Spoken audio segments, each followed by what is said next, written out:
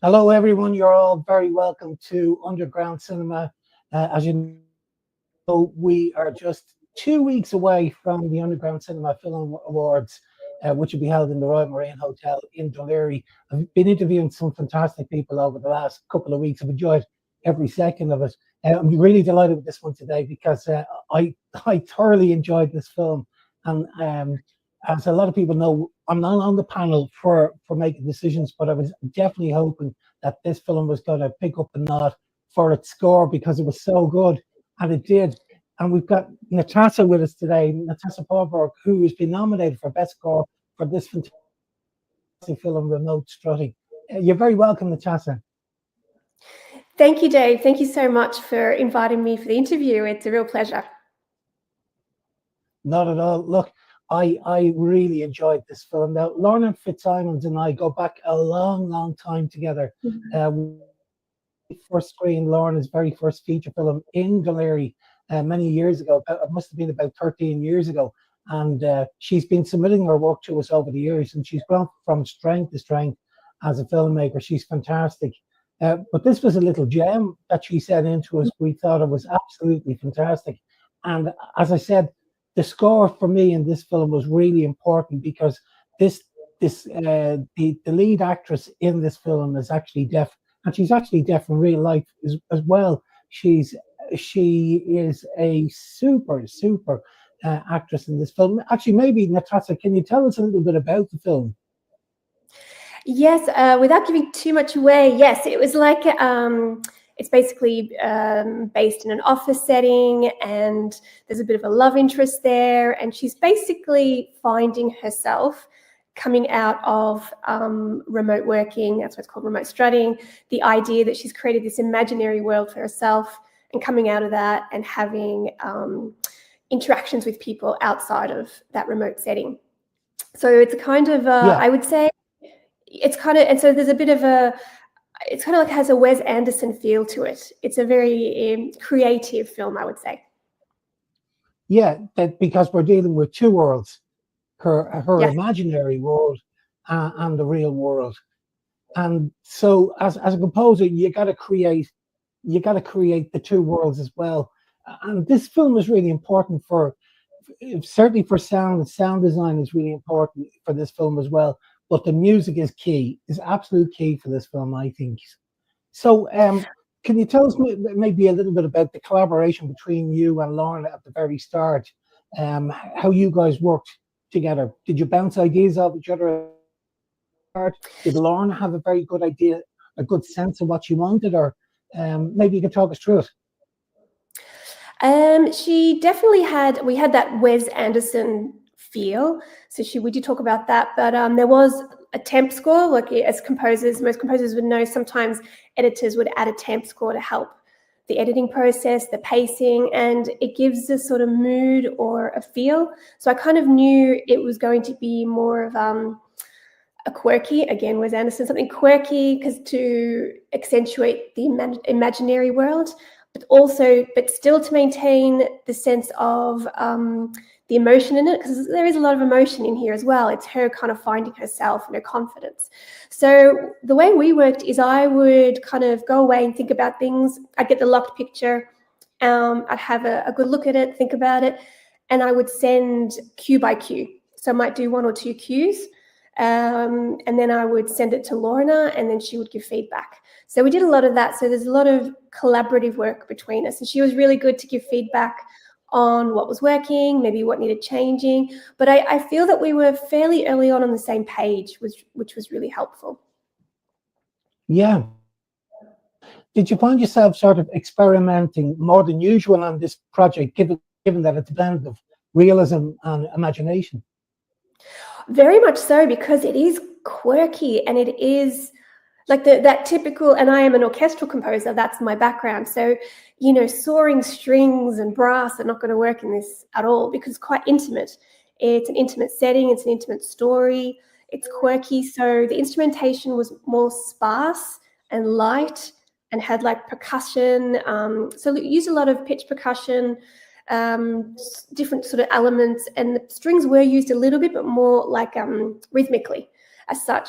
So I have to say, you have to kind of be light about it, because it's not like a heavy movie or a serious movie, but there's poignant moments throughout it. So it's kind of trying to balance the poignancy with the lightness. So for me, it was different. It was definitely a different way of approaching the film, and it actually can be a bit tricky. I find these sort of films are much more trickier, where you don't want to be too serious, but you don't want to be too light. It's like this middle ground that you're treading. Yeah, there's a real challenge there to sort of to maintain the tonal balance in the score for this piece, dealing with the emotion and the light side of the film. Yes, exactly. Because you still want to show, you know, the connection. There's that love theme, love interest. So definitely I did approach it very thematically. The idea of we have a melody, but the melody is not like a soaring string melody. It's of just a nice light melody in the glockenspiel. So it's more in the percussion. So there's a love theme. There is the boss theme, the kind of the first boss, because he's a bit of a downer in the film.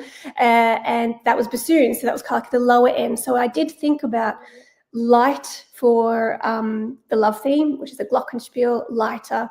Then we have the bassoon, which is a darker, heavier instrument for the boss. Then we had the remote strutting theme, which is more clarinet with other pitched percussion. So there's definitely themes throughout it. So whenever, you know, you see them together, you'll hear the love theme, but it's not always exactly the same, but it has that same feel. It's light, it's sweet. And then, so the boss is a bit darker, but then there's also quite a humor in it. It's a funny film as well, especially at the ending. Yeah. So again, the clarinet is the theme instrument for the whole film, and at the end it kind of has a more, because clarinet can be quite humorous as well, the way it's played. So I did kind of a humorous ending at the end with the clarinet and kind of brought all the themes together. So that's the approach, was thematically. And then at the end, a lot of the themes come together for the end cue there. Yeah, John Williams has that sort of approach as well. If you listen to his scores, it's very similar to what you talked about there, Natasa. Yes, and I think for me, I always tend to score that way, that I have to think of themes. And then I think too, subconsciously, then when you're watching it, maybe the themes they're not really, I wouldn't say they're really in your face, but they're there. So subconsciously, as an audience, you might kind of connect the two when you hear that music and you see what's happening. Oh, this is nice. This is the two of them. This is their music together. And she does actually, there's a music there that's her theme, which is her gaining her confidence. When she kind of comes to a point, it's kind of a crunch point, where she realizes that she needs to kind of make a change. And then that's her confidence rises, and that's a very positive, sort of strong cue that's mainly just for her. So I always approach things that way. It helps me to structure. So I would structure the whole thing. Like I obviously there's intuition there as well, but when you watch the film, I would point out the different themes and where they're going to go throughout the film. And so there's quite a bit of planning before you actually put any notes on a score. I tend to work that way, so I have a plan. Yeah. Very good. How long were you working on the project, Natasa?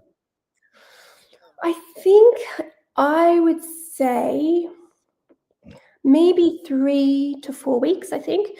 Wow. Because it's kind of, but there was gaps between, obviously, you know, when Lorna had to have time to look at the cues, to get back with changes, and we change things. So there's a bit of kind of lag. It's not like you're working 3-4 weeks full time. You know, you do parts of it, then you get the feedback and you change. And there's also like a sound mix at the end of it as well that needs to be done, and that takes time. And it's the preparation as well. You know, you have to export the files, you have to line them up, send them to the sound mixer, change if there's any issues. So I think for this, I would say about 3, maybe 4 weeks. Yeah. Wow, that's fantastic. I would have thought it was actually even longer than that. You know, I'm amazed you did 3 weeks. Fantastic. That's film composing. So as I'm sure everybody knows, we're in part of post-production, and post-production is always intense because, which I understand, you know, editing takes time, and it always mostly runs overtime because you're trying to get the edit, the picture lock, And there's usually another deadline where you have to submit for festivals. So what gets crunched up is usually the music and sound mix. So always with projects, you know when it's going to hit, that it's going to be very intense and very fast. So that's actually, I would say 3-4 weeks is luxury for a short film to have that much time. Usually, I mean, I get like maybe 1 or 2 weeks. So, and that's it. But that's the composer. That's post-production. Yeah. That's fantastic. And do you find yourself drawn to any particular type of stories? You know, emotional stories, dramatic stories. You know, when you're working on films, have you got a particular favorite? It's a good question. I think I really like. I definitely like stories with meanings. So I'm not sure if I haven't done anything like it yet. Like, let's say if you did a pure action film, something like that. Not sure if I would like that as much.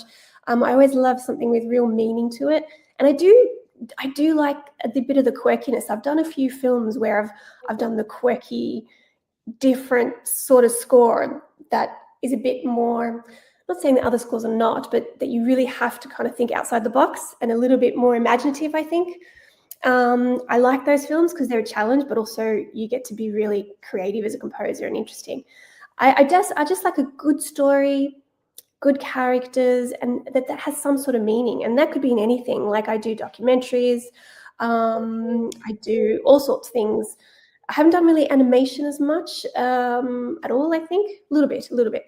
But mainly something that has some meaning and a really good story that I can get stuck in to create the themes, to be musical, but to complement the story and to raise it up even more for people watching it. Yeah. Animation would be great, Natasha. I think you'd be great at animation. You know, I could imagine because I know I've listened to Remote. I've watched it so many times, but it's the score that sort of hit me. I definitely think you'd be brilliant at animation. You could see you working in Cartoon Saloon, or you know, some big company. I think you'd be absolutely fantastic. And just it's I mean I produce films as well, but like it's not my forte. But you know, working with the sound design, I know how important it is. But do you collaborate with the sound designer as well? Is that very important throughout the process? Not a huge amount. I do like to. You definitely with the sound designer and mixer. We talk a lot together because we have to know. I usually ask the sound designer, which ends up the sound designer and the sound mixer usually end up being the same person for short films, and some of the documentaries as well. Like I did get this with some of the sound design in it as well. And I think Paul Rowland actually wrote. There's a kind of kind of like a piece in Remote Strutting that he wrote just a little bit of it at the beginning. So that actually was a challenge for my score to join the sound design together, if you know what I mean. I had to kind of sure tonally it was the same. So that actually took ages, that first bit, to try and connect the two. We do work together because, you know, you want to stay away and not override the sound design because it's an important part, especially in this. But at the end, we do collaborate in regards to, I'd be like, what files do you need? Is it okay? Do you need this? Do you need that? I'll give you these stems. We send the files in a certain way that the sound mixer and sound designer can actually reduce elements in the music. Say they just want to bring down the glockenspiel, for example, that they have that access to that. So there's a bit of technical stuff that we would do together. I try and stay tonally similar with the sound design. That's what I try and do. So we talk a lot, but we don't probably collaborate as in creatively too much, I wouldn't say. When you first got this script, Natasa, I'm sure it's like an actor gets a fantastic script, and you know, an actor would be, can't wait to get my teeth into this. This is brilliant. Did you get that feeling when you read that script? Yes, and I should give a shout out to Western Front Studios because we've worked together. Yeah, they're brilliant. They're great. Ema and Brian, fantastic. I love working with them. We've worked on a few things now, and so it was because of them that they connected myself to Lorna. So that was the connection there. And they were the ones who were like, we think, and that's what they're so good at, of matching people together, of what they think will work. So they were very much like, we really like this film, and I think you'd be, a good fit for it, and your music and your style. So straight away, I was intrigued and very confident because I know their work, and I trust their creativity. So when I saw it, already knew it was going to be good. And when I saw it, I was like, this is fantastic. It's well edited. It's acted beautifully. I mean, it's just such a slick, smooth short film. And the directing from Lorne is fantastic. The cinematography. I just think it's when I saw it, I knew it would be anyway, but I was really, really happy to see the high standard it was as well. Yeah, Brian and Emer are absolutely fantastic, and you're right. They put together a really fantastic team. They've submitted a lot of films to us over the years, and they have the ethos: surround yourself with really good people, and the end result will be superb. And that's what they do. They surround Yes. themselves with really great people, and the result is super.